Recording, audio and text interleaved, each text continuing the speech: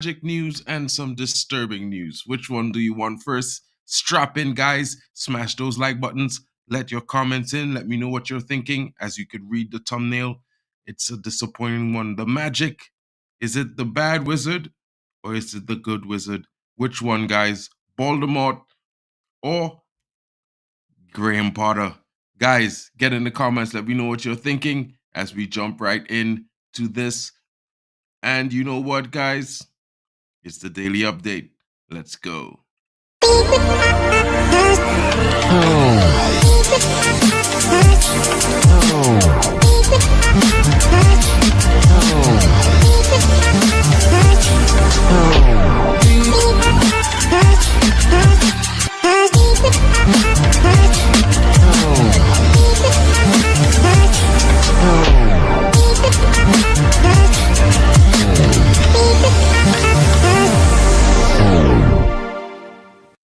And guys, I'm with you to present the news, and it's just a little bit of news. Manchester United breaking news as INEOS informally sound out Graham Potter about future for plans.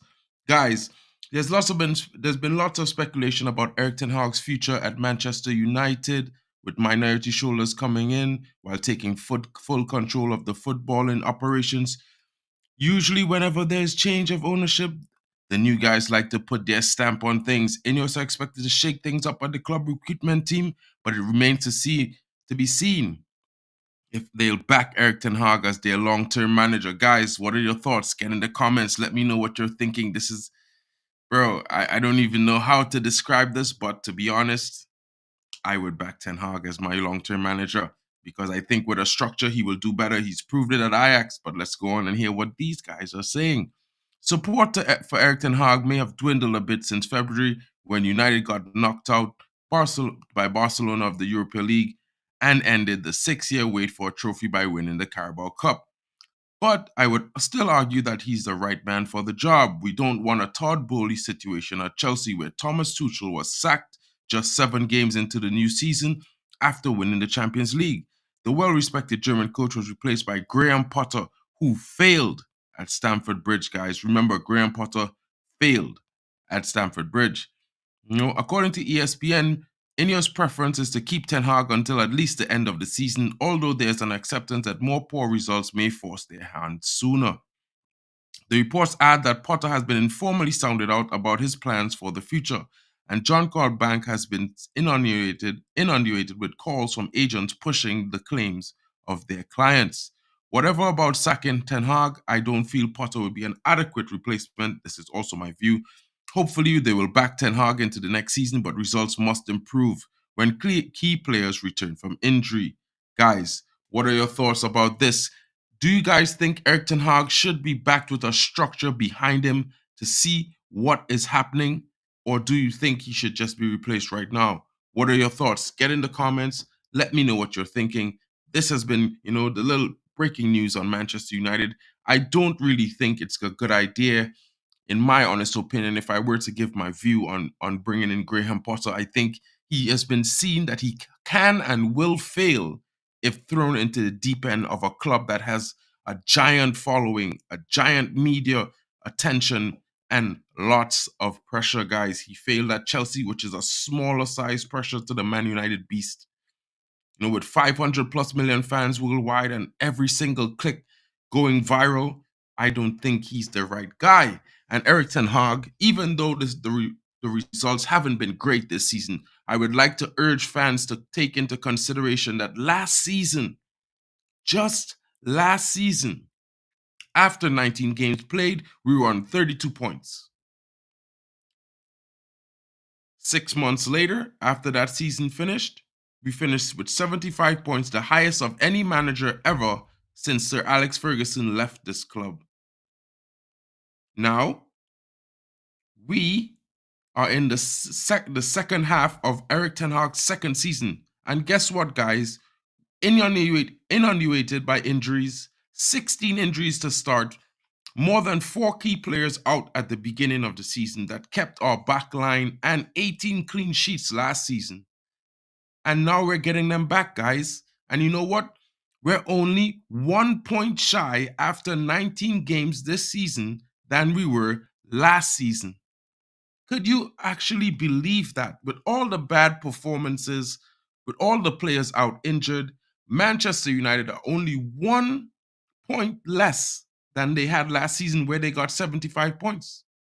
Now, with the players returning and key players at that, in Lisandro Martinez and Casemiro, the likes of Malacia coming back, and who knows, there might be an introduction to the squad. You might get a player on loan that might provide backup, that may not have performed at the club he was at, but might perform for United, kind of like Sabitzer when he came from Bayern. Sabitzer hadn't performed in a long time. He came to United, and he scored what, 8 goals, got some assists, resurrected his career to an extent. And to be honest, he hasn't been performing so well since he left United. So, guys, we could be a little bit too recent bias, in my opinion, and a little bit too quick to lay the law down and the verdict on this manager. Because as we've seen, if we were to judge by the most recent example, Arsenal, in Eric Ten Hag's first season, Arsenal was still Arteta out. And look at where Arsenal finished second, with their highest points total in what, 10, 20 years? They didn't win a trophy. They got knocked out at every single cup, but they came second in the league. And this is after 3.5 seasons of coaching Arsenal, having a full clear out, being backed with players, and changing almost the entire squad, minus maybe 2 or 3 players. Arsenal ain't doing so great this season. They're above us, yes, for sure, but they have lost games to teams that we have also lost to this season in similar fashion. So, guys, if we're going by these examples that I've laid out before us, if you look at Klopp at Liverpool, it took him 4 seasons before he won anything. You know what I mean? So, guys, you know what I mean? Yeah, look, Compo Smurf is coming in. Good morning to you, GB. Big up, my bro. Big up to you as well, Compos, for coming in. And just like I was talking about it, Arteta was allowed to finish 8th, 5th, and signed 30 players. Eric Ten Hag, in comparison, has finished 3rd and only signed 11 players. 5 of the other players that came in were loans. And you know what I mean? So, guys, it's not so bad. And I'm going to stay positive, like GB is telling me to keep positive, because at the end of the day, I just have my view. And everyone else is okay to have their views. And I'm not trying to change anyone else's views, but I'm just trying to show them that there's a different perspective. And as well, even though United hasn't been performing amazingly well, we're still 10 points away from finishing top 4. And that's a comfortable top 4, because we're 6 points behind 4th place. You know what I mean? We're facing 5th place in a week after we play Wigan, which is going to be like our warm-up match again to start this new year. We ended on a low note, but guys, it's not so bad. It's really not so bad. I mean, you can say we have standards and the standards are slipping, but the standards have slipped for the last decade. To be fair, I can tell you that everyone pegged us to finish anything less than 9th last season when Eric Ten Hag just came in. This is how terrible the squad was. And now people expect us to be fighting for top 4, even fighting for trophies under this manager. And this is just the impression that people get because we overachieved last season, guys. So I'm just going to give that view. And as I move on, guys, in the last bit of information, Jadon Sancho has confirmed verbal agreement with Borussia Dortmund, who are expecting him to join their preseason training camp, their winter season training camp, as they get ready to kick off their campaign in the second half of the Bundesliga. And we're just waiting for confirmations. But reports from Florian Petterberg and all reports around Germany says that all parties involved want to get the deal done as soon as possible. And people wonder why Borussia Dortmund wanted Jadon Sancho back after they themselves have leaked news that he was tardy and he wasn't always professional. But I can tell you this, the caretaker manager, who's currently the manager right now, made a lot of exemptions for Jadon Sancho. He even asked one of the coaches to make sure and pick up Jadon Sancho and bring him to training sessions. They wrapped him in cotton wool And he's planning to do the same thing again. And like I always keep saying, different strokes for different folks. Some players, they may not be in the same way or behave the same way as other players. And sometimes you need to approach things slightly differently. And maybe we could have treated him better, but also you have to look at the fact that his personality might not suit a variation of different managers, because Dusan Tadic is willing to do all those things for Jadon Sancho doesn't mean Erik ten Hag has to. But we have seen that he's done it before because he let Jadon Sancho go for 3 months and he protected him and shielded him, just like Tadic did at Dortmund, But you know what? Like Campos is coming in and saying here, Dortmund want to buy him back cheap and sell him again. Absolute bandits. You know what, guys? And the United fan base are falling for this trick over and over with different players, But you know what? Maybe things might change because I would say to everyone that we had a failed negotiation team. We've known we had a failed negotiation team. Matt Hargrave is a failure. We brought him in Ten Hag's first season and he was rubbish. He's been rubbish. He can't even sell players for proper fees. So, guys, don't stress too much. What I can say is this. We're at our worst right now, but it's still not that bad. We're at our worst and we're in 7th place, 1 point behind 6th place. You know what I mean? And that's our worst under Erik ten Hag. We could be Chelsea, languishing in 10th for the last 9 weeks, 2 months and a week. And still talking to people, chatting like we're going to get top 4 after spending £1 billion. Guys, wake up and smell the coffee. Manchester United, it's going to take a while. And as much as we don't like it, we need to give this manager some time. You know what I mean? If this manager is backed with a structure behind him that works anything as efficiently as Ajax, we've seen what he can do there. And people might say that's in the Dutch league. Well, the structure behind him is English league ready.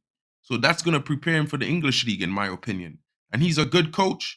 We've seen what he could do with the players that we all wanted out, which Ralph Ragnick told us, open heart surgery, 10 players need to go. And he wasn't talking about substitutes. He was talking about first team players as well. So guys, let's not be afraid of change. Sometimes it hurts. But you know what? It makes us better along the way. Thank you for joining me this morning, guys. I hope you all have a great day. Tune in later on this afternoon. I'm going to be on with Mick. We're going to have on the MUFC Realist TV show, and we're going to have Beat the Press, right? And not only that, but later on this afternoon, I'm coming back with the transfer show, the mid-afternoon transfer show that I do every week, guys. So stay tuned because it's going to bring all the sound outs, all the targets confirmed for each club in the Premier League, and especially Manchester United, guys. Compo Smurf is coming back in. What is he saying? Next few games are pivotal now for me, 100%. Licha and Kase timely return might just turn the results around. Those two are warriors and leaders. We have none without them. 100% agree with that, man. I think Licha is huge for our defense. I think he keeps them in line. He keeps the players focused. He's always talking to the different defenders when they're defending. And Casemiro, you know what? He's a stalwart in midfield. I think next to Kobbie Mainoo, it's going to be epic. I think he will make Kobbie Mainoo even better. And he's also a goal threat.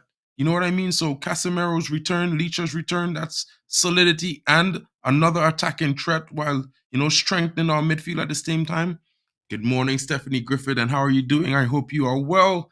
I'm about to mod you. Thank you so much for subbing to my channel. I hope you have a great day. GB, you have a good one too. Take it easy, people. Compo Smurf is always getting in. Guys, thank you for joining me. That's just been the news brief. Always only about Manchester United in the morning. Hope you have a nice day. See me later for the transfer show at 4 p.m. Guys, I'm going to have Drex on. It's going to be fun. Do have a good day. Catch you later, guys. Oh.